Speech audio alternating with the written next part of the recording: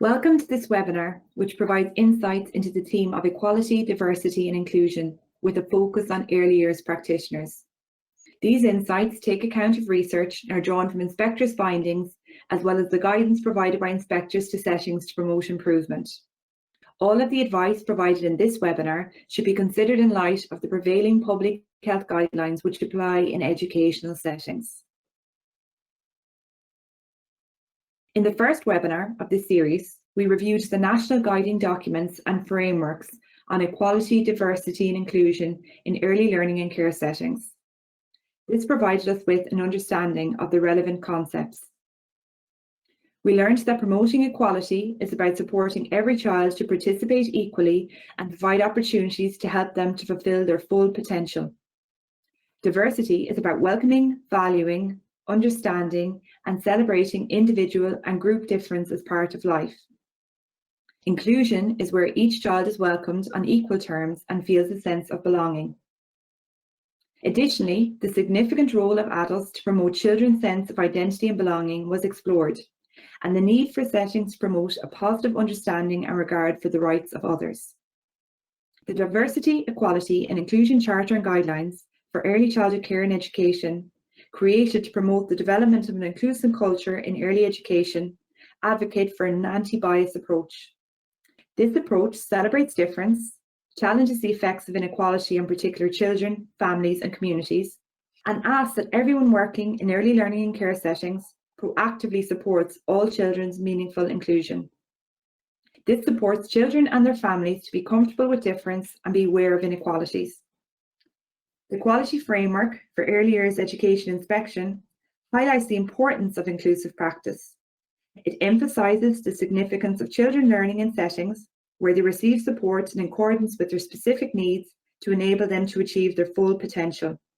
This happens through practitioners' respect for and recognition of children as individuals with their own life story and self-identity, as well as being a member of their family and wider community.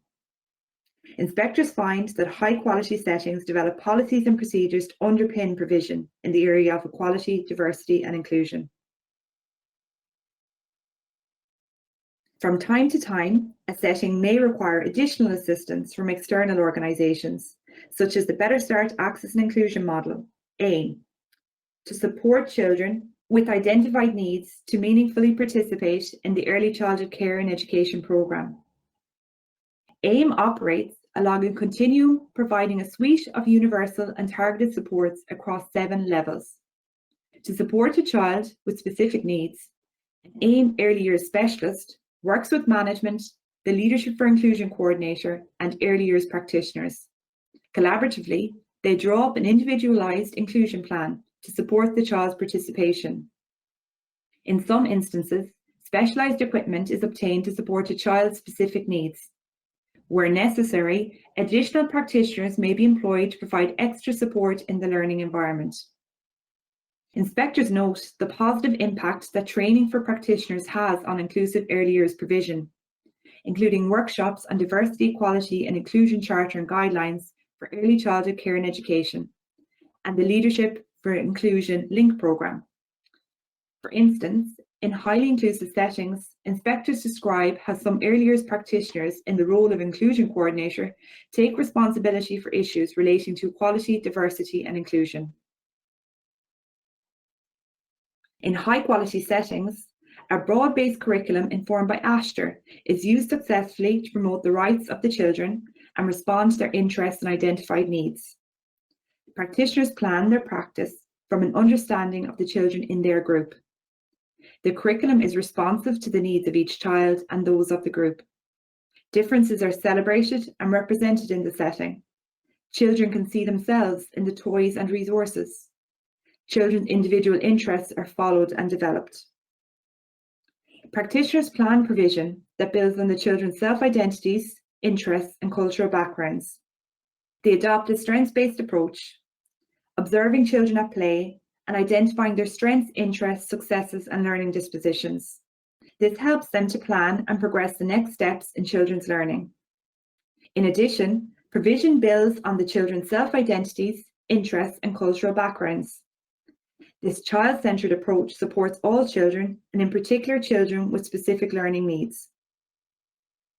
We all know how children benefit from experiences that celebrate their identity and belonging. Inspectors frequently see children engage in activities where they create self and family portraits. Such activities help them to appreciate their uniqueness, see similarities with one another, and understand that other children in the setting may be different and have different family backgrounds. Inspectors often note how a setting's curriculum enriches and values children's early language skills, including their home languages. In high-quality settings, practitioners' effective use of rhymes, songs, stories, labelling, and the key words spoken in the child's home language is commended. This highly effective practice is really beneficial for all children, but in particular for children whose home language is different to the language predominantly spoken within the setting. Take a minute to think about the children in your setting and the way they like to learn. Ask yourself, how do you ensure your curriculum plans take account of how children learn best? In truly inclusive settings, inspectors observe practitioners accommodating the pace and focus of all children's learning, while skillfully encouraging active engagement for all. They successfully differentiate learning experiences by adjusting learning activities based on the abilities and specific needs of the children. They value and affirm children's different skills, learning styles, interests, and needs. Quite often, inspection reports acknowledge how practitioners use their planning to skillfully progress children's individual developmental goals. In some instances, a child's individual access and inclusion plan will inform curriculum planning. For example, inspectors may observe a small group activity taking place to support a child's physical skills, as suggested by an external professional, such as an occupational therapist. In high-quality settings, practitioners foster children's self-esteem and social skills to help them to see things from another child's point of view. They frequently organise activities to address incidents that arise naturally in play. For example, when one child may have unintentionally hurt the feelings of another. Sensitive questioning and story time is used really effectively to discuss hurtful actions, such as, how did poor Gerald the giraffe feel when the other animals laughed at him because he couldn't dance? From the story, Giraffes Can't Dance by Giles Andre. Practitioners use actions and/or language that is not inclusive as important teachable moments to engage in non-judgmental conversations with children to build new understanding. Think about the physical learning environment in your setting. Is it accessible to all children? Can each child see themselves, their family, backgrounds, and community represented in the environment? Highly effective learning environments are accessible to all children, very well laid out with distinct interest areas. They include all children and barriers to their participation are removed.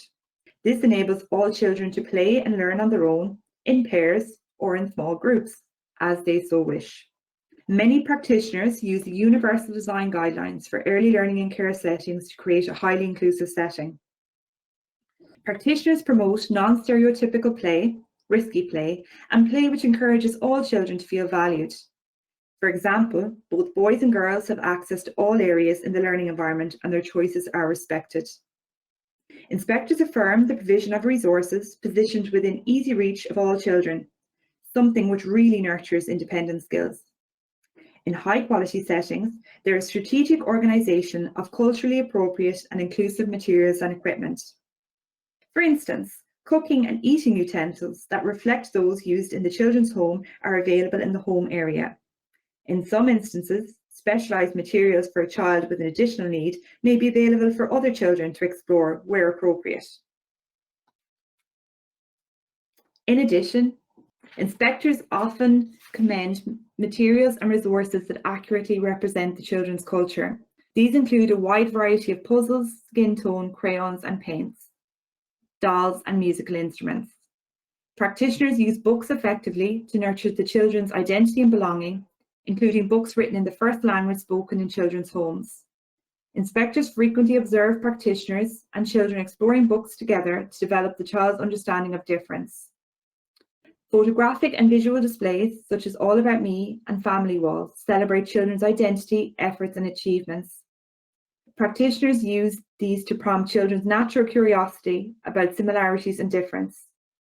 Such wonderful resources help to build positive self and group identities amongst the children and their families.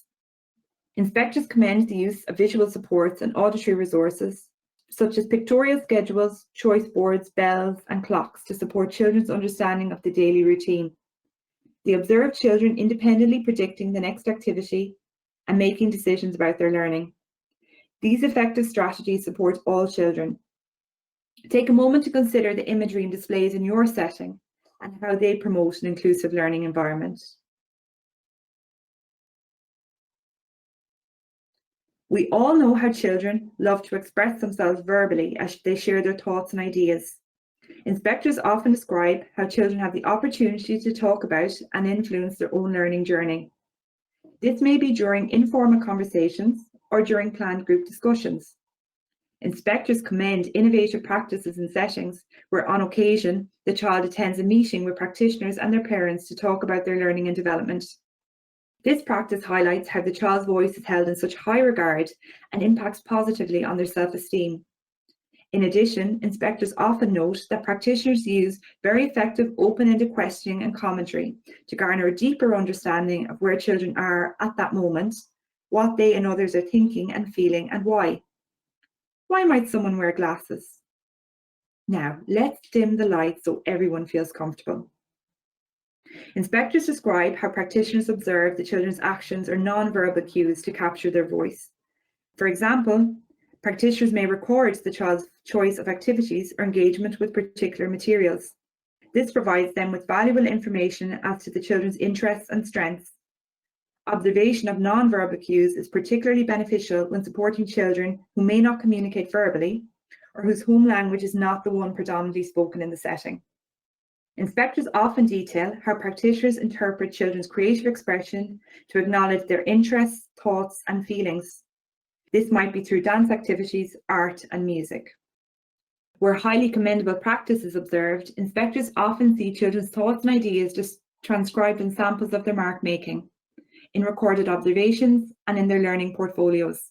In addition, children are often given the autonomy to choose the photographs and work samples that they would like stored in their learning portfolios.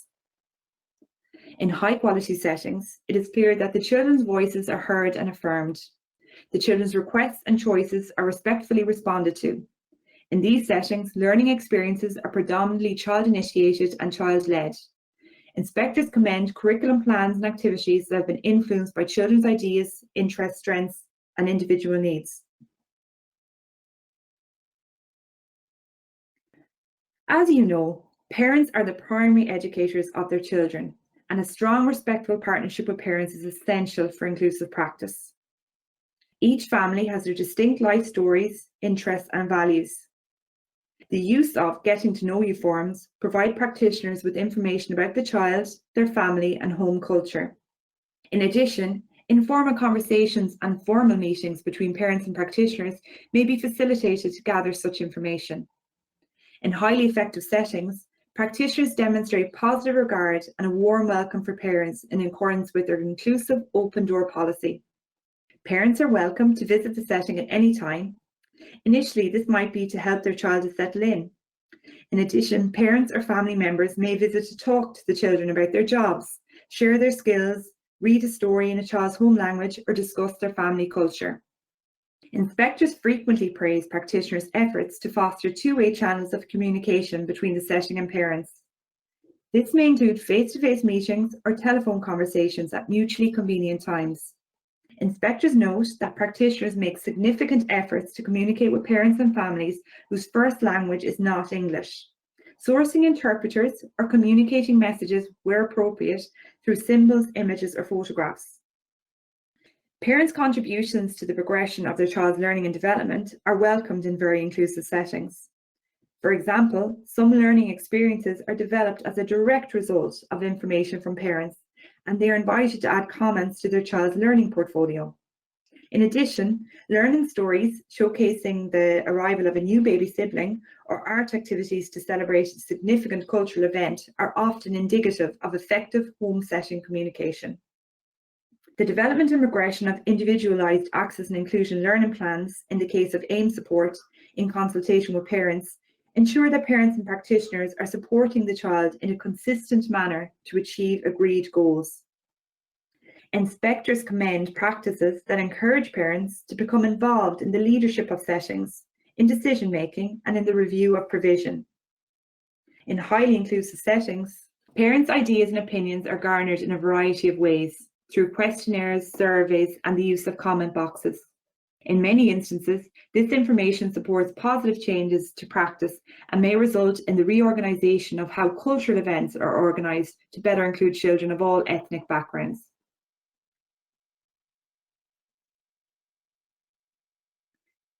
Inclusive early years practice nurtures the child's sense of identity within their preschool group as a first step. Where provision is most commendable, practitioners hold community awareness and involvement in high regard, and effectively support the child's knowledge and understanding of their place and role in this wider context. Many settings display photographs and maps of the local area in their learning environment, and books about the locality are available for the children to look at. Some settings create their own social stories with the children by compiling photographs that showcase local landmarks into a handmade book. Additionally, practitioners skillfully encourage community integration by discussing the roles of different members and inviting representatives from the locality to visit and speak with the children. This may be the dentist, nurse, a teacher from the local primary school, or a farmer perhaps. Planned learning experiences are organised to acquaint children with their locality and build on their sense of community. This may involve visits to the neighbourhood park or playground, pet farm, primary school and art gallery. In addition, children may engage with local community projects such as those organised by or in conjunction with the local tidy town or retirement home. This gives children a strong sense of belonging in their community. Inspectors often describe highly effective collaboration between settings and community organisations that support parents. These settings provide families with information on useful contact numbers or websites, language supports, parental well-being, parents' networks, and other relevant extracurricular activities taking place in the community. This can really make a difference to families that are new to the area. Sharing information on children's learning with primary teachers using the Mushscale reporting template or the AIM Access and Inclusion Plan really supports the transition to school. Used in conjunction with a range of other transition materials and activities, including the online Let's Get Ready resource, this can really support equality, diversity and inclusion for all children as they move to a new setting. Let's Get Ready provides return to preschool or school information to support the families of all children, including those with additional needs. It explains the differences between early learning and care setting and primary school for parents and includes information about school procedures. Here is a list of further information and resources which may support you as you explore the themes of equality, diversity and inclusion in your setting. This brings us to the close of this webinar, and we would like to thank you for listening. We hope it provides helpful advice. If you have direct queries or comments arising from your engagement with this webinar, please use the dedicated email address provided to send your comments to us on insights_info@education.gov.ie.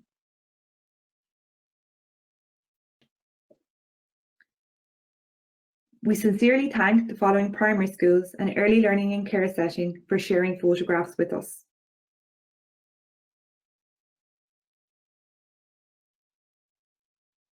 Thank you.